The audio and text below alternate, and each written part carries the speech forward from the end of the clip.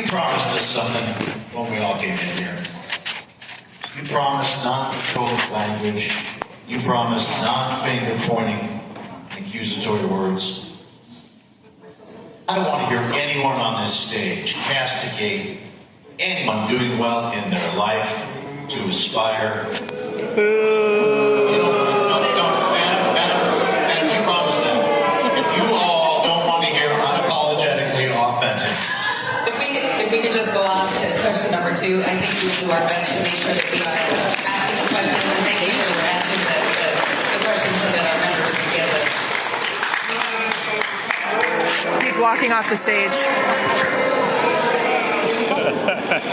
Thank you for joining us. Don't let the door hit you where the good Lord split you. We will proceed with question number 2, and this will be for Group A. It will no longer include Mr. Kubik, so it will be for Javier, Tony Thurman, and Tony Atkins. This question.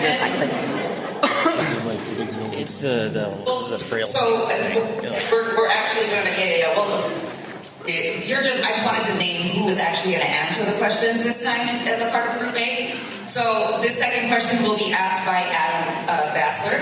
He is Unit 3, and this time we'll start with Tony Goodman.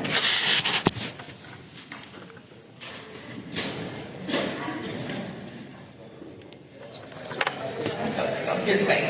On mic always. Thank you, Adam. Hello, there we go.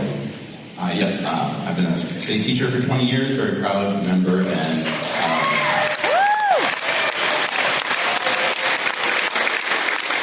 I have the delight of one of my union siblings, Maria Heaps from Sacramento. This is her question. Teleworking in California has reduced traffic and pollution and has made state jobs more accessible to people across the state, including caregivers,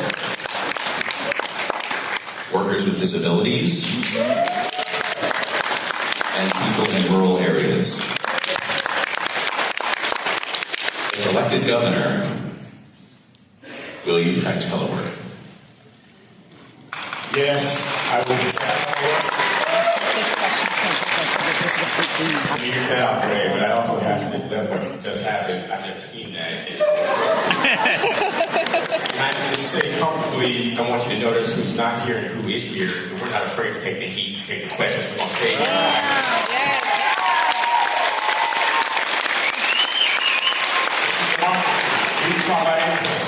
Like I said, you have an opportunity to rebut it, but you don't run out the door when you don't like the way the game is being played. So, having said that, I want to say that this year we started a conversation about telework, and I started at a very far end spectrum, far away from where many of you were. They all like, yeah, we know. And I'm not afraid to say that I got it wrong. And no other constitutional officer did what I did. Invited you all to come into my office, come into our building, and have ongoing conversations about the hardships that 4 days of in-person would cause for you, and about the benefits of telework.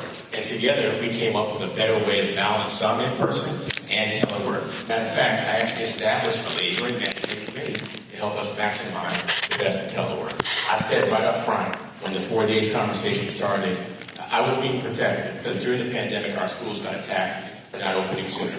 Because 40% of our employees at the Department of Education work in schools. I started at that place. But clearly, the nature of work has changed. And you all helped me to see that, and I'm grateful for that. And it is why I made the decision that we will continue to have telework at the Department of Education at least in 2026. And if I'm given the blessing to become your governor, I will continue to protect telework. And so it has provided benefits for recruiting and retention, and for ways to be efficient, to be environmentally sound, and to deal with workplace shortages and parking shortages. And so I appreciate your advocacy, but I don't take money from real estate developers, and they're not helping me, and there's nothing to do with that. But I'm grateful that we are where we are. And we'll continue to fight Trump, who is attacking our LGBTQ plus students. I'm standing there for our young people. We will not allow any impact on legislation. And it's all opposed. I need my 30 seconds. There are two of us on this stage who voted for Medicare for all, myself and Tony Atkins. And as governor, I will restore Medicaid for all the folks who lost it in the last budget.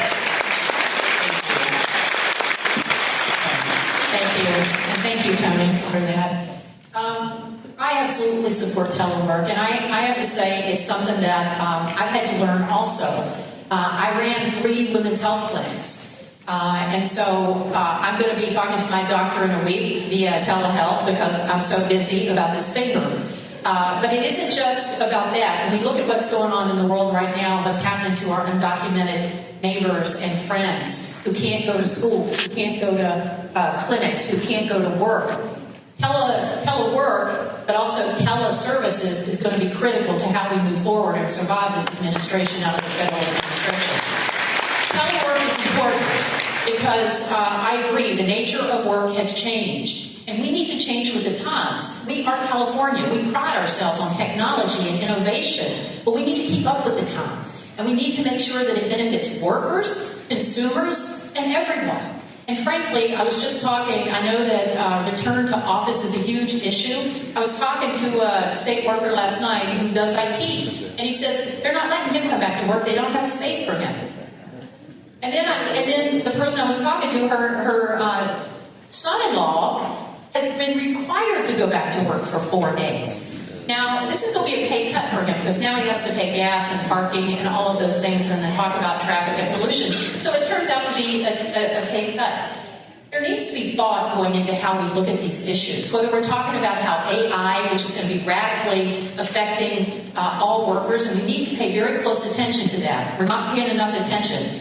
And all of this starts with how we include workers. I said earlier, you know when you're not appreciated. You know when you are devalued for the work that you do. But I will say this, as someone who worked with city employees and who was myself, the best solutions come from you. And we need to listen, and we need to take that information and figure out how to put it into how we move forward so that everyone benefits from the technology, the innovation, and the opportunities we have for a better quality of life when we get to participate in telework. Thank you.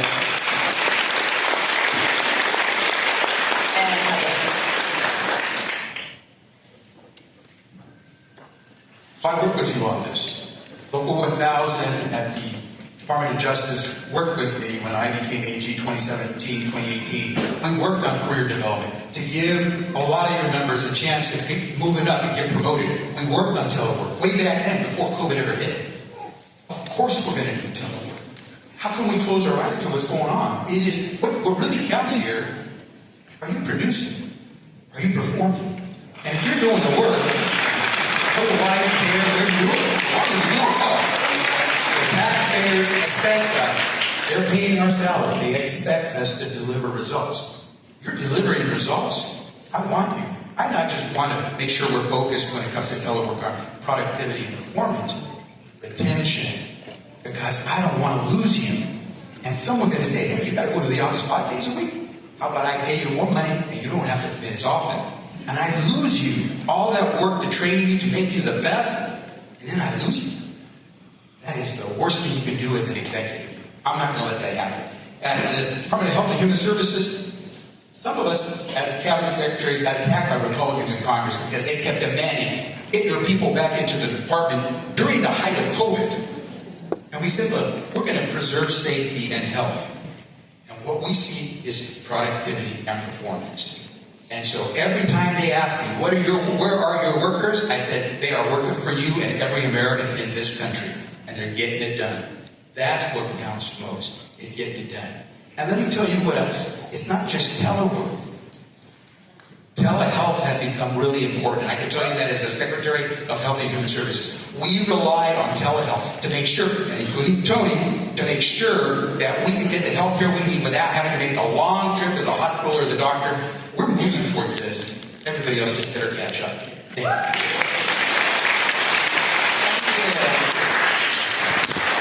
Okay, on to question order and Butch Ware. We will be starting with Butch this time, and Ms. Karen Jeffries, our bargaining unit board chair, will be asking the next question. Can we get Karen a mic, please? You know we wait for mics. Good morning, everyone. I'm Karen Jeffries. I'm a program technician at the Department of Justice, where I serve my community in the state of California. safety and reducing the vulnerability of all citizens in this great state. The question comes from Cecilia Roden of Sacramento. How will you support or improve California as a leader in the fight against climate change?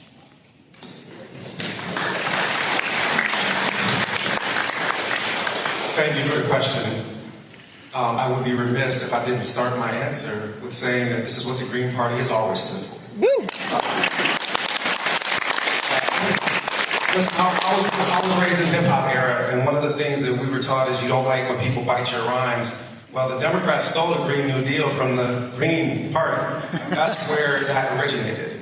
So 40 years ago on the Calster College campus, the United States Green Party was founded. We have been running on ecological sanity ever since. So we are going to be 10 toes down for environmental justice, and that is directly connected to the question about remote work. We all know that they are continuing to pollute our environment by trying to force you back into a work environment, and we know that we can do better than this. We also know that we need to get polluters to pay. Yeah. Yes. So, the number one principle of the green environmental justice movement worldwide is a very simple principle. Polluters pay. Yeah. If you ruin our environment, then you pay for the cost. That's right. But 480 fires started in a single year by PG&E, and Gavin Newsom from the governor's mansion wrote away all of those liabilities that PG&E should have.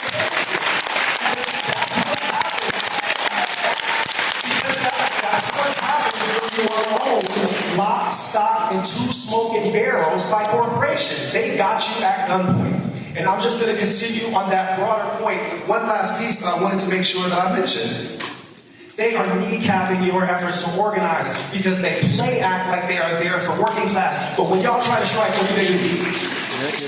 They are playing in your faces. You guys have left the fox in charge of the hen house. Malcolm, who was my idol, Malcolm said the liberal is a fox. When it bares its teeth, you think that it's smiling at you, but you are on the menu.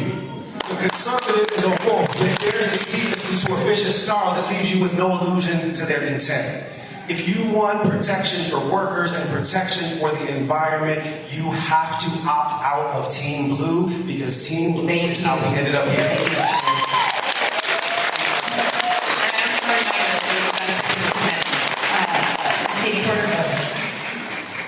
Climate change is real, and it is happening, and who it is hurting is working families. We cannot afford, as families, to go backward on fighting climate change. Why? Because we are the ones being faced with unaffordable homeowners insurance. We are the ones being faced with higher utility bills. The cheapest form of energy for California that will power California to grow and thrive is clean and renewable energy.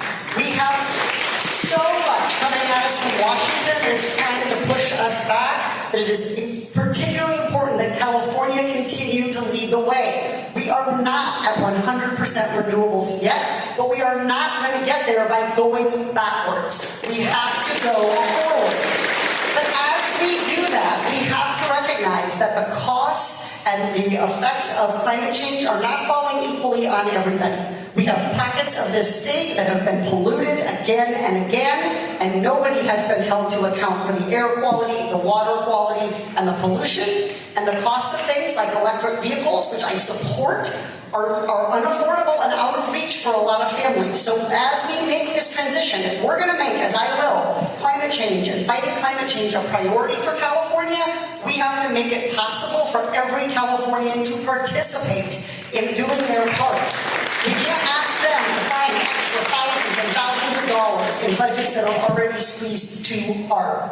Fighting climate change, green energy, cleaning up pollution is an investment in our future. And the job of the governor is to make sure that all of you are helping us return on that investment by long-term making energy cheaper in California and keeping our water and air clean.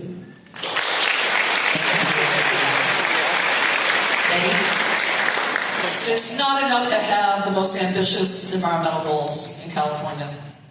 It's not enough to say that by 2035 we're going to kick gas-powered cars off the road. What does that really accomplish when we don't really recognize that what has happened in terms of the most burdened communities in California. They're low income, they're communities of color, areas that don't have access to health care. You know, some of you live in these areas. And so as a leader in the fight against climate change, we have to recognize the relationship between climate change and public health. We have to recognize between the relationship between climate change and our economy.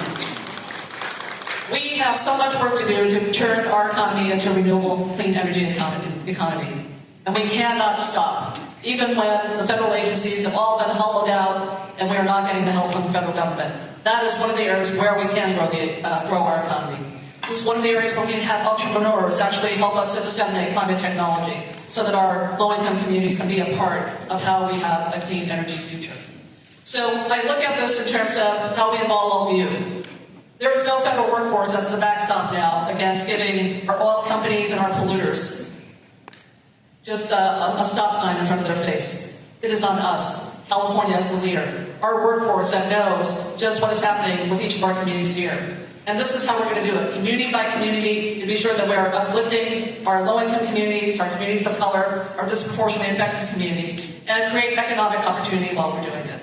We have finite resources to work with, but this is something that we can generate economic resilience for so many of our communities who have been too long the victims of our climate policies that have not served them well. And all of you, many of you in this room, know how to do it. You know how these programs have been working. You know how to deliver results. And we're going to be sure that we have the scientists, we have the data people, we have all the people who are attendant to making this successful be right here in California to help all of our communities become clean, renewable energy economies.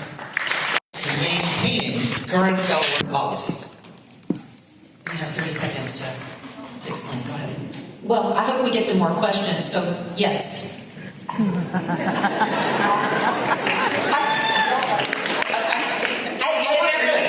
want to say yes, because that's what you guys have bargained for, but I think we have to listen to you all about what will work best for you. There are people whose jobs can be performed better in the workplace, and those workplaces have to be open and ready to welcome them. And there are a lot of jobs and a lot of work that should be 5-day week telework.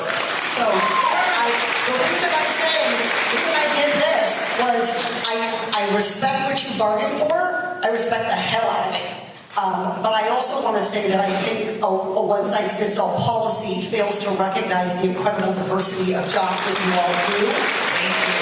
Okay, so just to be clear, we're in 30 seconds. You'll have an opportunity to explain your yes or no. And so we'll go ahead with Betty, you're next. So, of course, I will continue the telework policy. Look, I did it as your controller. But frankly, we had telework in the controller's office even before the pandemic, because it was a way that we could actually have the best talent and have people be able to balance our family lives and work lives, particularly women. And so this is something that I will continue to support. It is something that I know that we have to, yes, be accountable for in terms of still being able to deliver for the public. But we've done it, we can do it. It is not a one-size-fits-all. And so let's be sure that we are leaving it up to the experts to decide what works best in their departments. All right, Butch. So I just changed my answer to no. And the reason why I'm changing my answer to no is because y'all did negotiate, but we also can still do better. The way that the remote work especially improves the lives of single mothers, women that work at home, the way that it alleviates child care burdens, we need to be in a situation where we can negotiate even for better. When I say we'll commit to maintaining current telework policies, nah, that is the floor. We are yet to find the ceiling, and you will see items then going down, especially for women. Thank you. All right, sticking to the 30 seconds. Javier? I want to echo that. We want to make sure that our policy meets your needs and our state's needs. And so maintaining the status quo may not be good for us in 5 years. We want to make sure it works for you. But the second thing I want to say is we all have a responsibility to try to help those merchants who used to sell you your lunch, who used to help you do the telecommuting, because we don't want them to go out of business because we're being able to perform our work. We should be working together to make sure every Californian can thrive, and we will find ways to help them. But let's be clear, we need to have telework for our state workforce. Thank you. Tony? I'm a yes, and as we've been talking about today, I was so influenced by those who came and told me their stories about how their mental health was affected by long commutes, being away from their children, having to care for a loved one. I guess all I can say to you, as I say, yes, I will continue to protect it, is when is the last time you had a governor who listened to you and changed their perspective because of something that you said? And that's what I will continue to do. Listen to you and partner with you and do the things that we can to protect state workers in California. All right. Second question, Smith? Thank you very much. This comes to us from Amy Dickerson in Oakland. Do you support moving forward with the high-speed rail? Tony Atkins. Well, yes, I do, and I'm not giving up my 30 seconds again. Here's what I would say. $14 billion has been invested in this project. It's above ground. It's there. We've spent it. And I would say it's happening in Central Valley. That's where it started. That negotiation happened this has been a project in the mines since 1971. Before I was born. Well, okay, I lost a second there, or two. I'm taking 5 of Katie's. But the one thing I want to make sure you understand about this, look, these are promises made and promises kept to a part of our state that really needs economic revitalization. Look, high-speed rail is a good thing. When it originally happened, we allocated $10 billion. That was never going to be enough to do the project. Thank you, Tony. I want high-speed rail done. I want it built. I want you to be able to ride it. I don't want to build it. I want it built, because that is where we start to see the benefit. High-speed rail isn't built out of pixie dust. It is built out of our tax dollars, and we should benefit from getting it done. I respect the workers that have done this work so far, and I am very concerned about efforts to try to scapegoat those working people who have worked hard on this project, because the project is over budget and over time. My license plate on my minivan spells out OVRSITE, oversight. And that is what this project needs to get it finished. Ms. Betty. Yes, I support moving high-speed rail forward. First of all, let me just say, you've heard this before, we are the 4th largest economy in the world, and oftentimes I respond to that, let's act like it. Let's act like it in terms of having state-of-the-art transportation system, having workers who don't have to struggle so that we can serve the public wherever we are in the state. Look, high-speed rail, it's time to look at private investment for this. The state can't do it alone, and it should not be taking much more of our public dollars, but we can still have oversight over it and be sure it is a safe system, a convenient system, and one that works for everybody. Thank you, Betty. And Butch. If the United States were 50 independent republics, we would actually be the 3rd largest economy in the world, behind only China and Germany, but we are also number 1 in wealth inequality. And that focus on billionaires is the reason why we don't have high-speed rail right now. So I want to say this very clearly. There is not enough lithium in the planet to replace all of the gas vehicles with electric, which means we need public transportation. We need free public transportation in our major cities and rural areas, and we need high-speed rail from San Diego to Sacramento. Thank you, Butch.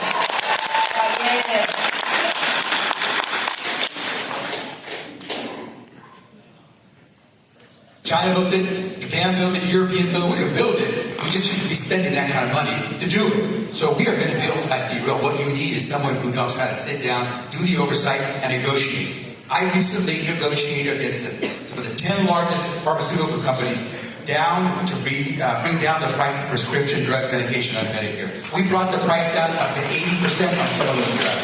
We need to build it, but we need to negotiate a good price for the taxpayers, because we need high-speed rail. Not everybody can afford to fly. Thank you. And Tony. Yes, I support it, but it is not a blank check forever. We need to see accountability for the dollars that Californians are providing for it.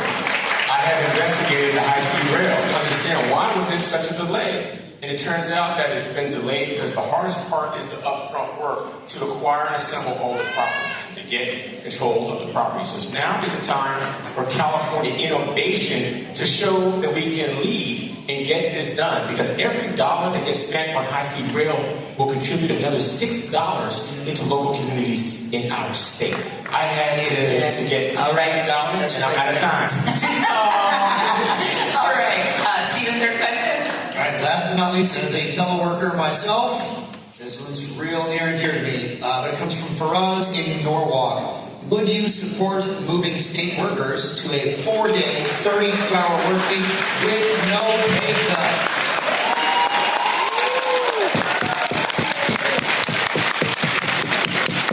Stephen, Tony would like some clarification on your question.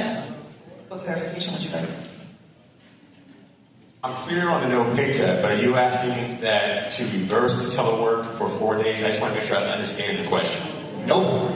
4 days telework or in office, either way. 4 days telework. Okay, I just heard 4 days. 4 days total, whether you're teleworking or you're working. So, both of you, you want to reread the question one more I've been time? having flashbacks about the word 4 days, so I just wanted to try to answer the question. I hear you. Would you support moving state workers to a 4-day, 32-hour work week with no pay cut? Thank you, Stephen. Tony, you first. Thank you. I would certainly like to have the conversation. I know that there are other economies that do this, and I'm open to it, absolutely. I think we should take a look at the benefits. I would like to work with state workers. I don't want to say unequivocally yes or no, but I do think we need to be open to the possibility, and I think it has everything to do with productivity, and I think on one hand, productivity increases when people have the ability to work 4 days and then have the time for family and to do other things. So I'm open to talking to you about that. Absolutely. Thank you, Tony. So I would echo what Tony said. I think it's about getting the job done, getting the work done, and you all know best whether you can get your work done in these hours that you're talking about, whether 4 days is going to work. It may look a little different in rural areas that are thinly staffed than it does in some other areas. But I think it's a conversation we have to have. I think we have to stop asking people to just try to work their way out of the unaffordability crisis in California. We have to bring prices down rather than asking people to simply work more, often 2 jobs, even as a state worker. Thank you, Betty. I definitely am open to a 32-hour work week with no pay cut. The 2 things I want to be sure of, and that's in consultation with all of you. How do we continue to deliver for Californians? And secondly, I just want to be sure there's no conflict with federal law with respect to how we protect workers. Butch? Yeah, we just reset my clock. Easiest question in the world to answer because I'm not run by capitalists. Of course, I want a 4-day work week with 32 hours because I've been research leave in France. They have it there. They have it throughout Europe. Union laborers got us a 40-hour work week. And y'all get us a 32-hour work week. So that's easy to work. I'm going to use the rest of my time to say that we should also be divesting as a state from genocide. My last 5 seconds to say that if anybody tries to touch a single hair on the head of any California resident from ICE, they're going to have to go through every lawyer and law enforcement officer in the state of California.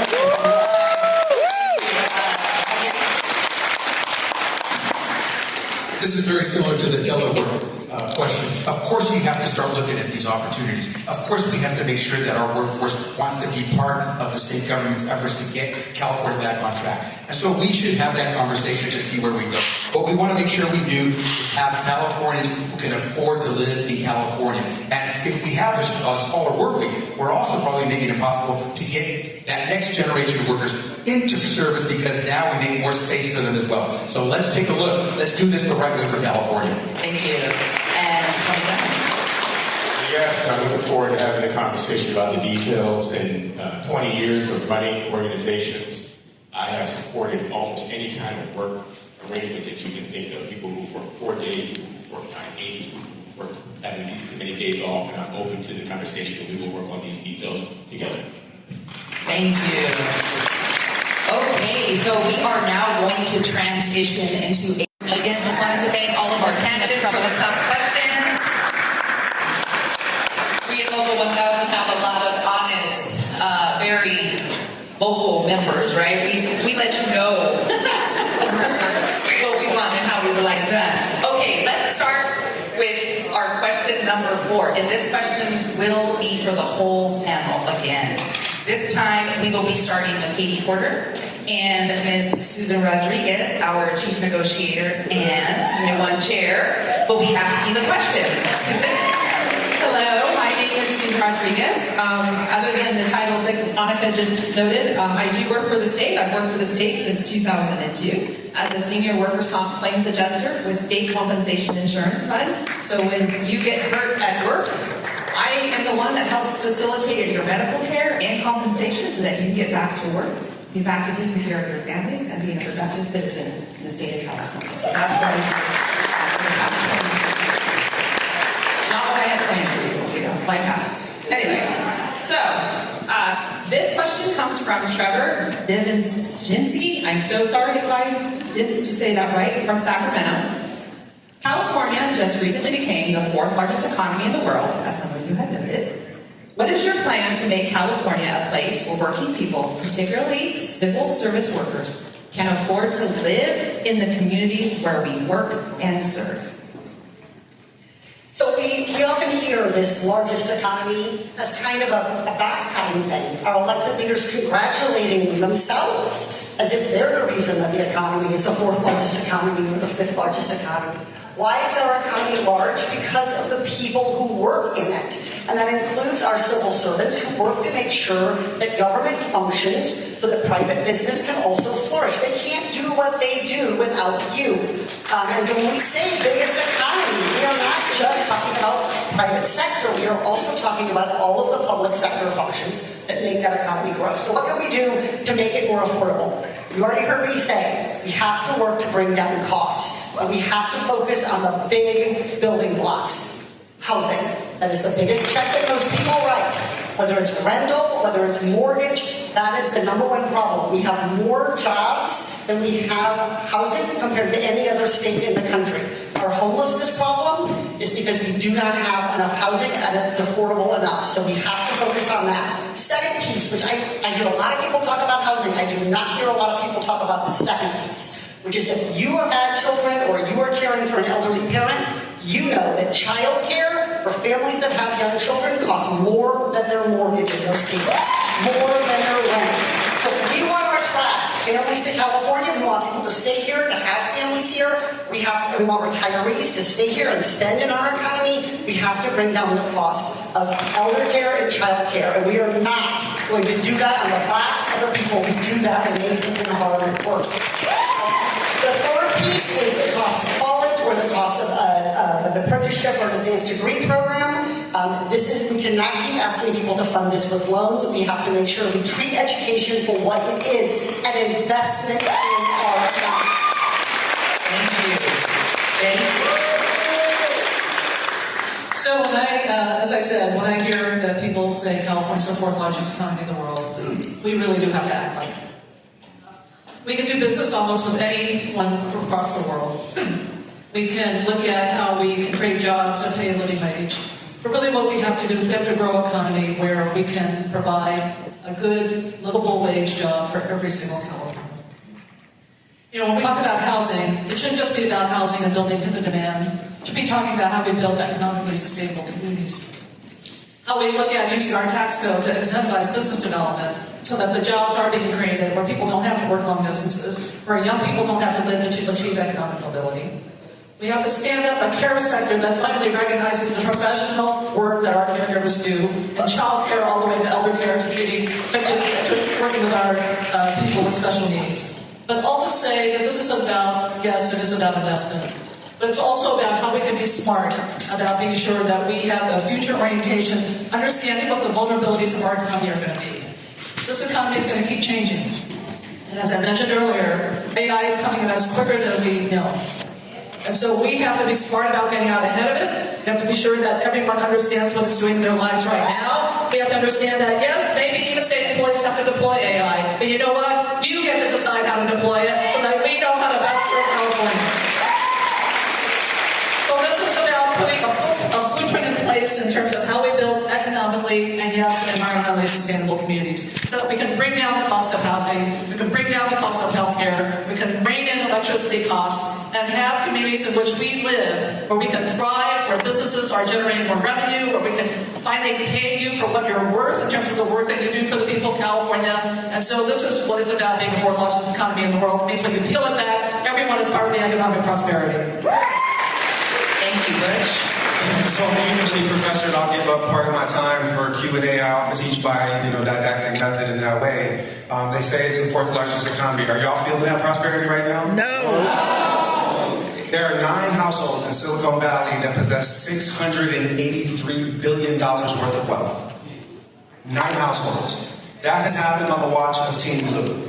Okay, so I just want to point out that in the last 5 years in this country, billionaires have doubled their wealth. And as I said at the outset, you can't work for the management class and for the working class at the same time. 186 billionaires in the state of California.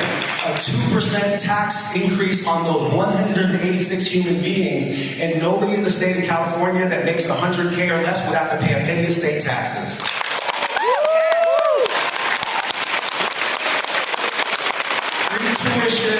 Higher education. We used to have it in the state of California, and Ronald Reagan got rid of it because he didn't like black folks to learn to read.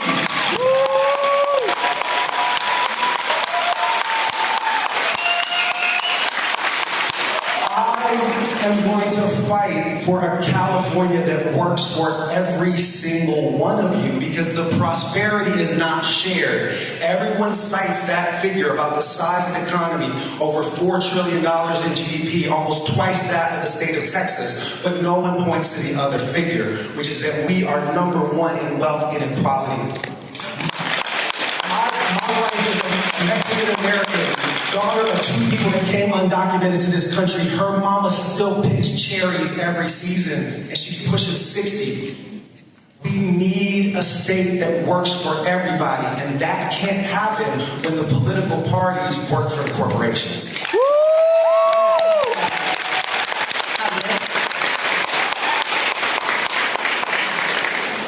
When my parents came to California and settled here in Sacramento, they came with $12 in their pocket. My dad did everything after he had to leave school when he got to the 6th grade, because he was the oldest of 8. He started working first as a farm worker. Then he worked on Southern Pacific Railroad, remember them?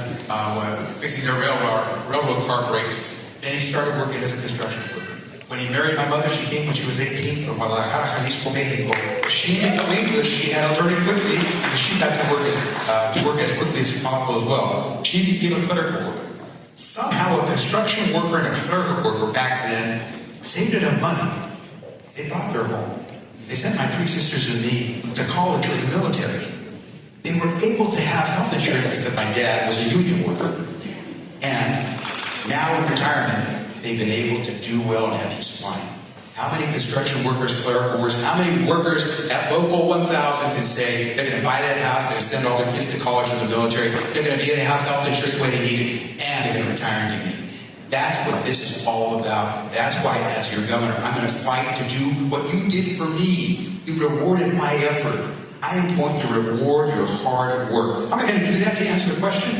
Well, if you are the person who's building those homes, carpenter, roofer, you name it, I want you to be able to afford to buy those homes. If you work at a health center, I want you to be able to afford to have your child go to that health center. If you work in a university or college, I want you to know that your kids have a place in that university as well. And I want to make sure we do this by ensuring that we do this with your interest in mind first and foremost. And that means we come up with programs, especially for public servants, who give up salary to do the work of the public. And we provide you with a zero-interest loan for that home you're going to buy. We make it possible for you to load within 20 miles of where you work. We will do that because we're going to reward work. Thank you. As I shared earlier, I'm on a plan to build 2 million housing units in our state. In every county of this state, there is land available that can be developed. It happens to be on the property of school districts, and it can be developed specifically for our workforce so that people can live in the communities where they work. Interestingly enough, the reason housing has grown so high in California is because we haven't been building enough units to keep pace with our population, and we need to build 2 million units by the year 2030. On the issue of college affordability, I introduced a bill to the legislature this year that would make college free for our students to go to college for free, and when they get a job, they pay it back for the next group of students who come after them so they go to college for free. It's called Pay It Forward. And we can make the master plan redone and give people a chance to be able to go to college again for free. We have to continue to build wages in our state, and as state employees, I don't want you ever to be told again that you're being offered a 2% raise. We know that the cost of living is much higher than that. Now, we'll need to build revenue to allow us to provide more compensation and better benefits. And until we get there, I'm prepared to provide working people and middle-class people a tax credit to help offset the high cost for gas and food and all the things that they're dealing with in the state of California. Well, thank you. I often say, just as you've heard, it doesn't matter if California is the fourth largest economy in the world if you don't feel it. And I think that the biggest drivers of affordability are housing, healthcare, childcare, education, and frankly, I think we need to add long-term care. Many of us are caring for our parents, we're caring for our kids. We need to look at all of these things, and all of these things cost money. But before I tell you how we look at some of these, I want to say there's 225,000 public employees in California. We need you to be middle class. We need you to have pension benefits, health coverage, decent wages. I know what it's like to live without all of those things.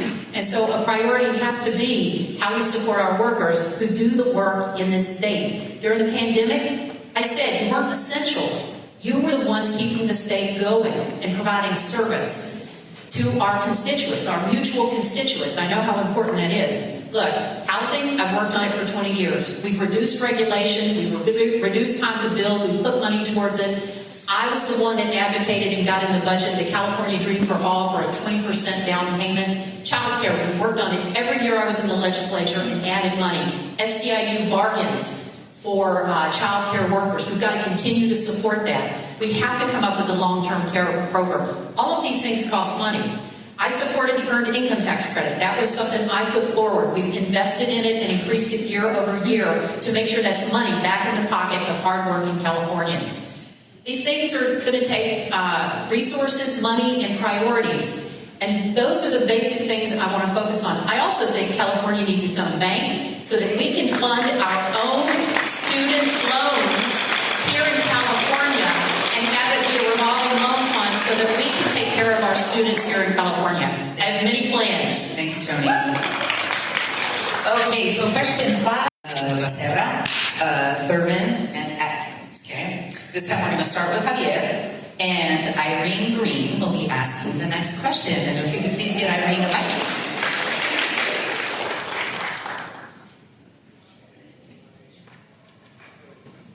Thank you so much. Thank you all for being here today. I am Irene Green, and I am going to be asking a question on behalf of Christopher Riley. We have workers all over the state of California, and he comes from Ontario. So the question is, what would you do to ensure that all civil service workers in California have access to secure, adequate funding for training and education for the jobs of the future? Not just ones in law enforcement-oriented occupations. So to Christopher, who asked the question, I will do what I did as the Attorney General working with Local 1000. When we tried to do more career development, we tried to adjust the schedules through telework way back 6-8 years ago because we wanted to give you a chance to want to thrive in the job that you had. At the Department of Health and Human Services, we did the same thing. We've already talked about the telework. Let me tell you what else we did at Health and Human Services. We're a big department, 90,000 people. Well, we were until Kennedy came in. And what I will tell you is this. We made it so that you wanted to work at HHS. And so every year when a poll comes out by federal workers, where would they want to work? Where is the best place to work? The Department of Health and Human Services, which has a really tough assignment, because as you heard, healthcare costs a lot. Sometimes it doesn't get to people. Human services like child care, elderly care is tough. It could be a very grinding job. But we always came out number 2 out of all the federal departments in the federal government as the best place to work. And I guarantee we would have come out number 1 if I could have told my employees, I'm going to send you to Mars or the moon, because the only agency that surpassed us was NASA. And we continue to do hard work, and we continue to get people who say, I want to be here. And so what I will tell you is this. We're going to train you because I cannot afford to lose you. This is not a place where I can easily replace all your talent, all your years of experience. I want to make you happy. I want you to say, this is the best place to work. And so as the governor, we're going to sit down, telework, work schedule, how many hours, 32 hours, 2 days a week at the office, 1 day. We're going to talk because I want you to know I respect what you do, but more importantly, I know government can't function in California without you, and I want you to say this is the best place to work. Thank you, Lydia. Tony? They say that you show your value by what you put in your budget. That's why I'm running to be governor, because the governor has the most influence over what goes into the budget. Just this year, I helped secure another $200 million for professional development for educators, and that's on the heels of hundreds of millions of dollars that helped secure for our workforce development program. We have so many employers in this state who cheat. They don't pay wages, they misclassify their employees, and as governor, I'm going to assess the biggest fees and fines on them in enforcement and use that money to put it in the budget to provide professional development for our civil service workers, to have access to top training in dealing with technology and all the ways that things are changing. And so that's why I'm running for governor. I hope that you will support me so we can go after all those who are cheating our employers and cheating Californians. And we will put that money where it belongs, in you, for professional development. Thank you. Tony? Thank you. Well, I think one of the big issues here is that we talk about the need for recruitment and retainment. And I think a large part of that is you don't have opportunities for advancement, you don't have opportunities for support and training. And I think that is something that we need to talk about how we're going to do. We have, the state of California has put a lot of money towards workforce development. But you know what? Government typically chases problems. We never really seem to get ahead. And I think we need to do better planning. And I think that's part of what we should do. Instead of approaching you from a more combative, hostile approach in bargaining, we should figure out how we're working together. I just talked to someone who said that, you have to be professional when you show up to bargain. But HR can cancel at the last minute. And so there are different standards. That's not okay. And I would just say as governor, I would have the ability to appoint heads of departments, including HR and other departments. Let's be the fourth largest in the economy in the world in that regard and come forward with ideas ahead of problems instead of after they occur in crisis. And I understand that's a lack of resources and why we do that, but I think we have the ability to do better than that and to plan and to make sure if we are going to help you fill vacancies, retain and recruit better workers and more workers, we're going to have to support you in workforce training. So I think it is a priority, and I look forward to working with you on that. This was April. I'm happy to answer them. I am sorry, you are right. Thank you for checking me. Look at me, I'm trying to get the answers from all of y'all. Okay, thank you. We're going to move to question 6, and this is for Group B. So Katie, Bennett, and Butch this time. And Crystal Coles will ask the next question. If we could please get...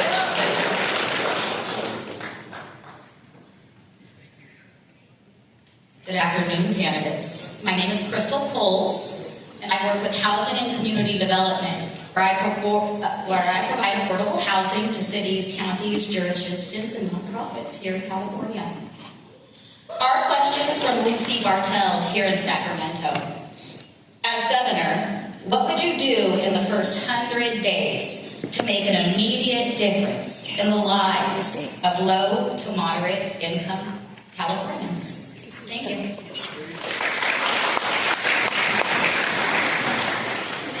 And Betty, you start this one. Great, thank you.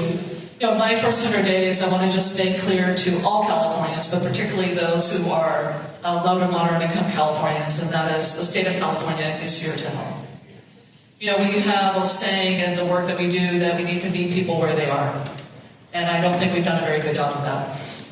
Just having come back from the north state of California, to see that we're putting more burdens on low, middle, and moderate income families. When we close state offices and they have to all of a sudden drive 2 hours to get a DMV matter resolved.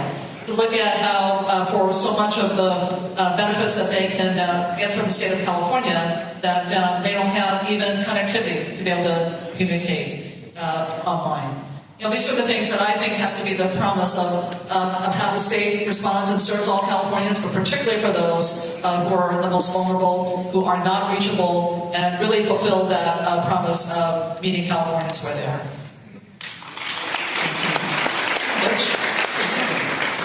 I'll give you all three. Healthcare, housing, and ICE. Let's start with healthcare. The Democrats have passed single-payer healthcare, in other words, universal healthcare in the state of California twice. In 2006 and in 2008, when Arnold Schwarzenegger was the governor, because they didn't leave with utility. As soon as they got power, they have failed in every attempt. And in 2022, their efforts to push across single-payer healthcare were compromised when $2.7 million was donated to the Democrat Party, and the vote was not called to the floor. You have my oath that I will expend every single bit of political capital to make sure that universal health care comes to be in this state, because it is only a lack of political will by people who have compromised with the insurance companies that has lacked that. Those are not health care companies, because they provide neither health nor care, and we know how Americans feel about them, because when Brian Thompson got debrained in downtown Manhattan, we all know how people responded to that. 70 cents on every healthcare dollar in the state is already covered by our taxpayers, and the insurance middlemen companies already take a 30% cut off the top. That's what neoliberalism has given you. Privatization and a profit motive in between you and life-saving service. Housing, I already told you, I'm taxing the shit out of BlackRock and Blackstone. Yeah! Until they can't wait. We don't need to build more. We already have plenty. We just need some people to come up off of what they hold in. And the last piece, I already said this, and it's connected to the law enforcement question. How come LAPD never has a budget shortage? They're paying hundreds of millions in payouts for beating up people that look like me and look like you. And they're caught with their hands in the cookie jar, collaborating with ICE. Let me come to the other dimension, and we will make sure that there is no collusion with ICE people like that.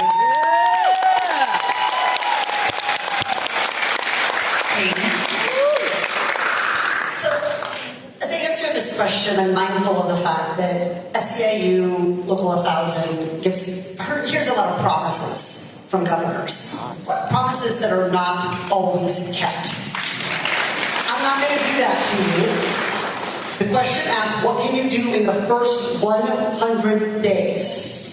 So I want to give you an answer that I can actually deliver on. Not words that sound good, but a promise that I can actually make happen. I think what we need to be doing immediately is making investments in lowering the cost of healthy food for all Californians, especially our low to moderate income Californians. We grow right here in California through the blood, sweat, and tears of farm workers and others, fruits, nuts, vegetables that the people who pick and harvest cannot afford to buy. We have companies that would rather have us get sick than have us be healthy. So it's an investment in California agriculture and California jobs, including in the Central Valley and other parts of California, that every single person who has had to take something out of the cart that was good for them and healthy for their kids because they could not afford it and had to buy substitute something that was unhealthy, that is something that we can do something about, and it will make a big difference in our economy because it's putting them back into California, growing fruits, vegetables, and other things, but it's also lowering the cost of food, which is the one thing that every Californian, regardless of their situation or circumstance, the expense that everybody has to pay. So I want to pick something that isn't just for some and for others and sets Californians against each other. I'm picking food because it's a big cost. It's especially a cost for people who have health conditions and young children. But I want to do something that makes it clear we are all in this together in lowering costs. Never mind the fact that most of that food is grown by giant agri-corporations, not local farmers. Here we are with Butch Ware, and Stephen Gonzalez will be asking the questions for our second lightning round. So you'll put up the paddles just to go over it, and we'll have 30 seconds for you to respond to how you put the paddle up. Hi everybody, it's me again. I'm the senior steward over at Cali, PA. I forgot to introduce myself last time. And our first question is going to come to us from Sharon Cordell in Fresno. Will you pledge to honor SEIU Local 1000's negotiated contracts? Thank you. Mr. Mayor? Yeah, I mean, again, another really easy question to answer.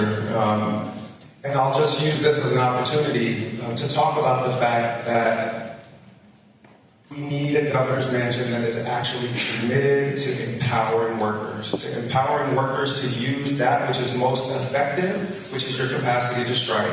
And we know that the Democrats under Gavin vetoed your ability to get health benefits if you strike. Gavin vetoed your ability to catch a paycheck if you strike. If I'm in the governor's mansion, I'm going to support labor, period.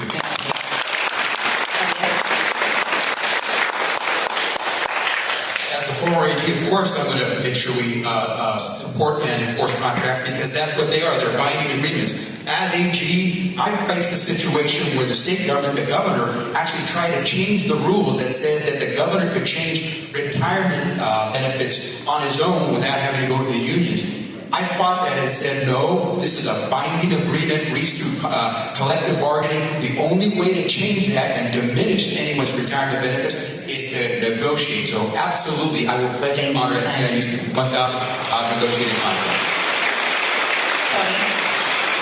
I'm a yes, as a former chair of the Labor Committee in the Assembly, when I used it to fight to protect the right to organize and the right to strike. Last year, I sponsored legislation that said striking workers should be able to get unemployment compensation while they are on strike. As governor, I would sign that into law.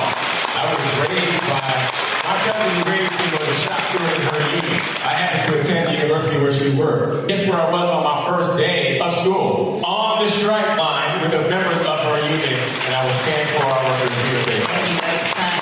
Tony. Thank you, absolutely. And I'm going to say it has to start with respecting workers and how you approach negotiations. I said that a few minutes ago.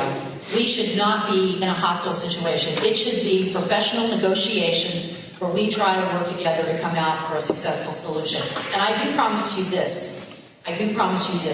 You will never hear my opinion on something related to workers in an executive order. Thank you. Absolutely, because these contracts represent a promise. They are a promise that government made to you. You keep your word to the government. Showing up, working hard, doing what you were asked to do, and the government has to keep its word right back to you. We are the government. We are the government. Yes, of course, these are binding agreements, and I always marvel at the fact that we put so much energy into undoing contracts rather than just honoring them and continuing to make progress and respecting our workers and making sure that Californians are served. And so let's, I don't think I'm happy that we're all agreeing about this. Thank you. Stephen, our next question, please. Thank you very much. We've heard a lot of talk about affordability. So this one is from Amy Dickerson in Oakland. Do you support statewide rent caps? And what did you get to go first again? Easy question to answer. We need legitimate rent control statewide. We need to be able to enforce it. And as I said before, simply regulating with rent caps is not going to solve the problem. We need to take a more proactive approach, which is to have the state, just like we have had state-run grocery stores in the past, we can also have state-owned rental units. Vienna has 43% of the rental units on the market owned by the state. That serves as a natural price dampener for costs, so we need to aggressively approach rent control. But Thank you, and that's to drive rents down.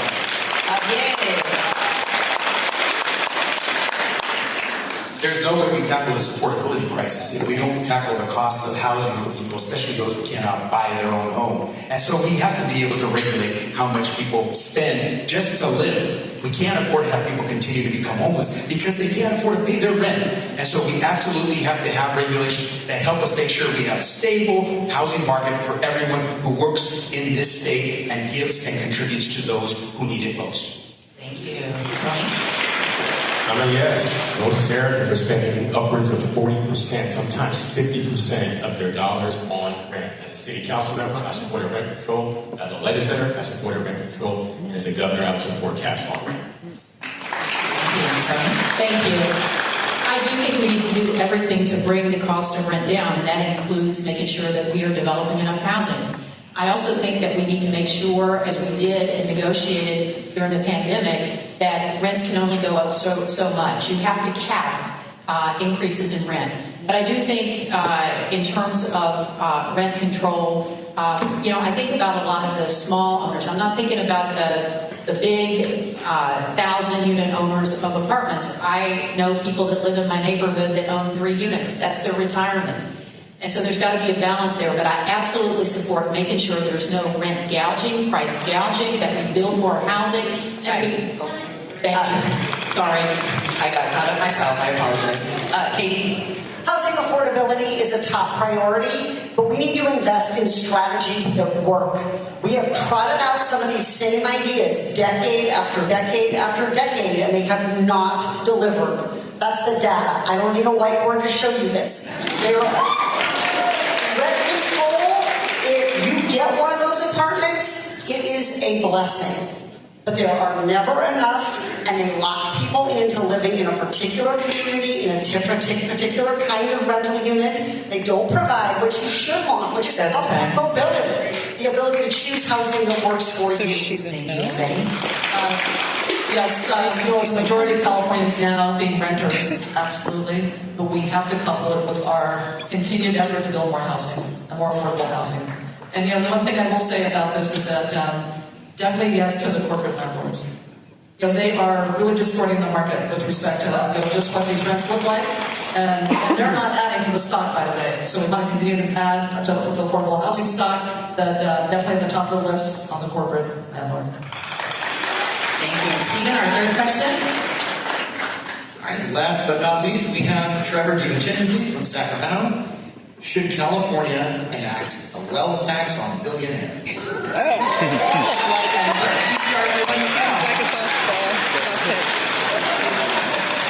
So that's 3 in a row for me, apparently. I did play minor league baseball.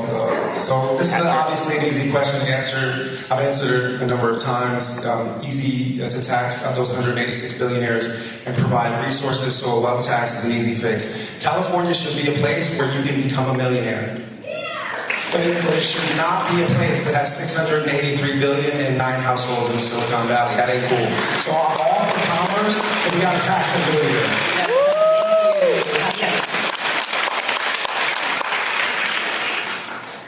Everyone should pay their fair share. And most billionaires are not paying their fair share. In fact, they're probably paying tax rates that are lower than yours. And we cannot let that happen. We want you to do well, but pay your fair share. And so, of course, we're going to do everything we can to make sure that for California to get out of this affordability crisis, we're going to make sure you pay your fair share. Because if I'm going to reward work, I have to make sure those who are making money without having to go into an office or do any kind of work, pay their fair share. That's actually not an answer, yes. I'm a yes on this. I recently made a video asking this question. Should we even have billionaires? How much money do you really need to have? You have a very small number of people who own more wealth than the majority of Americans in this country. And so our governor will be proud to sign that legislation into law to have a billionaire's tax. Thank you. Well, we are going to have to figure out how to stabilize our budget over the coming years. We have a structural deficit. So I agree, people should pay their fair share. And a very specific thing we should start with is absolutely looking at what the president did with SALT and returning money to the wealthiest in this country. And the state can take a look at that program and reallocate money and do a different tax structure in California. So that's one specific way to do what you're asking. So yes, it has to be an option and a consideration. That's another one that's not exactly a yes. Some of you see me go toe to toe with some of the richest and most powerful Americans. And you know that my campaign is not funded by corporations or corporate PACs. I think we need to make sure people pay their fair share, and some of that is making sure we're enforcing the tax laws that we have now, and we are empowering our state workers to actually do what they know how to do. This has been a big issue at the federal level, right? Voted again and again to fully fund the IRS, only to have that funding yanked away so that people would not have to pay what they already pay. Also yes. Yes, so we do need to be sure that people are paying their fair share. But let me just say this, and Katie touched on this. We have tax enforcement agencies here in California that know how to ensure that people are paying their fair share. We have not funded them adequately.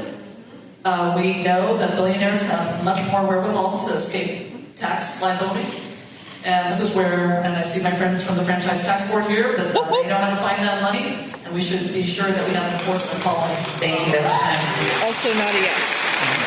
Paying your fair share is code for So we are now going to close things out with the closing remarks from each candidate, and we will give them 2 minutes. I'm going to just start all the way to my right. Tanya, you can start this one. I actually did not have any actual name. He just started 3. I'm going to shoot it to you. So I thought the rule was if you open first in the opening, you close. Don't be a clip it. we do things a little bit different here at local what happened. That's what we've been told. That's what we're told. Well, luckily I get to take a little bit of privilege as the president, and I didn't have, on my cue card. So I'm going to call on you, Senor President, to start us off. I was only an AG and a secretary. Madam President, I will go first.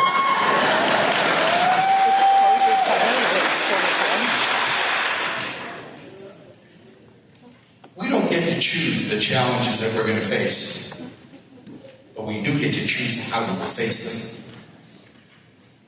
California is a massive economy. We are the economic engine for the country. But most working families like my parents, that construction worker and that clerical worker would say to you, I don't feel that prosperity. I can't buy that house. I can't afford to send my kids to college. I don't have good health insurance.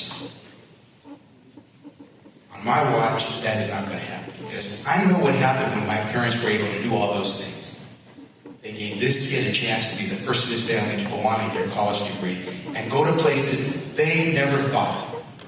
It's my time to pay back. You made it possible for someone like this kid, the son of immigrants, first of his family, to have a chance to go to university, to say, I can pay back. There is no bigger, better way for me to pay back than as your governor, say, for that next worker who works hard every day. My dad used to say, if I get up in the morning and go to work, it's a good day. Why? Because if you didn't go to work, there may not be food on the table. For those folks who build the state and don't make a lot of money, I'm your governor. Because I know what it is. I've lived it personally. But let me tell you why else you should vote for me to be governor. Because I'm the only one who can tell you I've run some of the largest public enterprises in the world and succeeded. I pulled this out of COVID. I increased the number of Americans with health insurance to record levels. I negotiated successfully lower prices of drugs against those drug companies.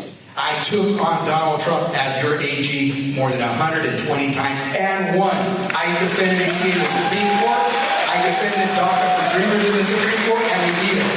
We're going to win, not because I can beat Donald Trump. No, because I can make California affordable. I will, Popeye, box like this with half a head of spinach. I'm going to take all those guys out, but I'm going to take care of affordability first because you deserve a governor who works for you.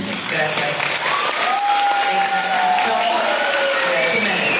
Thank you, everyone at SEIU Cal for a robust conversation today. I'm offering a partnership that we will work together to tackle the important challenges and issues in our state. The most important role that government can play is to find solutions to help its people, and all of its people. And that's what I've been able to do in 18 years as an elected official. When I ran for state superintendent, special interests, corporate interests spent more than $30 million against my campaign. Because I said I was going to fight for the kids who were the least among us. And we did it. We made it possible to have universal meals for every single hungry student in our state, to guarantee preschool for every 4-year-old in our state. And we're fighting against Trump to keep ICE immigration out of our schools. And we got $1 billion back that he stole from our state for education, for our English learners, and for our migrant workers. And we have so much to do. This isn't an inflection point. We must address homelessness, and build affordable housing, and provide health care for all. And when I think about what I want to do in this state, I think about my grandparents. My grandparents cleaned houses for a living to make a better life for their kids because they wanted to live the American dream. The American dream is slipping away from all Americans, including those in California. And I ask you to think about someone who you support for governor, who has proven experience and a track record of getting policy done and making solutions for all of the people, who can build coalitions to bring us all together to have support. And in my case, I'm the only candidate on this stage who has won 2 statewide elections. They spent $30 million against my campaign. That doesn't normally result in success. But because of the power of the people, we were able to overcome special interests and corporate interests to do the people's work here in the state of California. Together, we'll make better compensation and benefits for you. We'll generate more revenue for the people of this state. And we will take care of the 40 million people here in the great state of California. Thank you so much for the time. Well, thank you so much. More than anything, I thank you for a real conversation. Not 1 minute answers. I want to thank you for letting us get into the topics and the issues in a deeper way. Look, I have spent 30 years as a public servant, and that's how I describe myself as an elected official. I actually was an executive. I stepped in as acting mayor of San Diego during a crisis when the workers were being treated badly. More than anything, I'm so proud that the Municipal Employees Association in San Diego endorsed me. After 25 years, they still remember that I stood up for them as workers when I was a city council member, and when they were attacked, and I was the acting mayor. So, the other thing I want to answer is, I love that 100-day question. In the first 100 days, I will be the governor presenting the budget to the legislature, and it will be a working family's budget. I will be the person appointing department heads, and I'm going to make sure that they understand and respect workers. Look, my dad was a lead miner, my mom was a garment worker. They didn't have health insurance, we didn't have health insurance, we didn't have stable housing, they didn't have the protection of a union. And by the time my dad died at 57 of emphysema, he worked in a lead mine. My mom died at 63, and you know what? She had just started work at an employee-owned company. She had solid health care. But you know what? It was too late. She had cancer. She died within 5 years at 63. I now have lived longer than my mother and my father. Every day I think about them. I think about my mom coming home from a long week of work, making production at the garment factory, and having to decide whether she's going to pay the entire rent or put food on the table.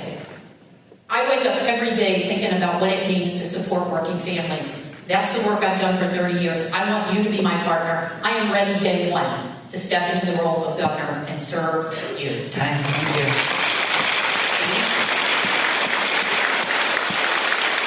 Thank you very much for spending your time here and being so politically engaged with all of us. Many of my colleagues have told really powerful and moving stories about their parents or their grandparents. Tony, the government chief, you're using my past traumas as a child against me. Please stop talking about it. I tried to put that in the past and make sure that my children were not having to rely on that. But I want to actually talk about my children, not about my parents, but about my kids. Because that is what California needs, which is a forward-looking vision. We have to move forward. Things are changing in our state. Some of it is for good, but a heck of a lot of it is not. And we need to make sure that we have someone who thinks about how our kids, and by our kids, I mean every kid in California, whether I have to make a payment for that kid or not, every kid and the next group of Californians that we are trying to attract to keep our state growing. What do we need to do for them? I see it in my own children. My son choosing to go out of state to college because he's worried, for good reason, that he would not be able to find housing on campus at the University of California. My other son, who says to me, could we fit a house in the backyard? Answer, we can't even fit a doghouse in my backyard. Could we fit a house in the backyard? Because I know that I will never be able to buy a house. My daughter, who says, I just think that there aren't going to be jobs for people like me. And I said, what do you mean, Betsy, people like me? And she said, people who want to have children and work. This is the grim reality that we face, but it doesn't have to be grim solutions. But we have to be honest. We have to be clear-eyed. We need to think about how we move forward to bring down the cost of living in California. And we're not going to do it on the backs of the people who are suffering from cost of living.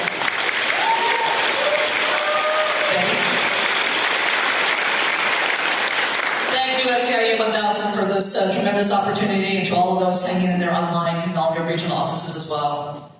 First, let me just say I've had the privilege of having a 20-plus year relationship with SEIU 1000. This state cannot move forward without the grit and the work that each of you do every day for all of our communities. And, you know, growing up as a daughter of immigrants, the second oldest of 6 children, I have to fight for everything that I have to achieve. And it's no different here. It's no different here. but this time is about fighting for all of you and all of the working people in California. You know, we have a lot of work to do. We've covered a lot of ground today. What gives me confidence in terms of being able to do this work is one, the experience I bring to it, and two, the fact that you are all partners in this work with me. This is going to be a radically different period of time that we're going to be facing going forward. I know all of you are creative, you're innovators, you look at how to get the job done every single day to serve our great state of California. But there are going to be forces coming at us that are going to be getting in the way. And I do really want to mention this AI piece again, because when you read about how companies are intent on just developing AI to take the place of every single job that exists today, we got to do something about that. We're going to model what it means to really serve our communities and serve people in need, and really be sure that we are uplifting ourselves to be in the best position to do that. And when we talk about AI, we're in charge of deploying that because we know the business of how to serve people. And so this is the work that we have to do together. And as I like to say, it is about respect. It's about respecting workers. It's about respecting what you bring to the table every single day to do the work that we call state government and state of California. I want to just leave you with a saying, because there are days that are really, really tough. And when I have really, really tough days where I think everything is working against me, I just say to myself 3 times over and over again, it's better to be pissed off than pissed on. So it's time to move forward, and let's do the time. Last but not least, Mr. Butch Ware. I was born the son of a locksmith with a 6th grade education. My mother was 15 years old, pregnant with me, and told by her high school guidance counselor that she should have an abortion because she was pregnant by a black man. And then she would be turning tricks and strung out on heroin by the time she was 17 and she had a baby. I didn't live in the same street address for a calendar year until I was 9 years old. When I talk about homelessness, it's not abstract. When I was 15 years old, I read the autobiography of Malcolm X. I read that book cover to cover in one night. I couldn't put it down. I wanted what Malcolm had at the end of that book. Malcolm had complete and total liberation from all his inner demons and all those external oppressors. That was my introduction into my personal faith tradition of Islam, and it was also my introduction into the Black resistance tradition. And I will speak with my closing words from that Black resistance tradition, hearts with ears will hear. Malcolm said, "We are not outnumbered, we are out-organized." Say that. We are not outnumbered. We are out-organized. We can stand up to these corporations. We can stand up to the exploiters, but we have to get organized. That begins here. That begins with union labor. That begins with people that have the tradition of organizing and fighting back. And don't think that we can't win just because I'm running green and I'm red or blue. Malcolm also said, never let your enemy tell you how many of you there are. Never let a man that you are against form your opinions for you. So I will go out with a bar from Malcolm.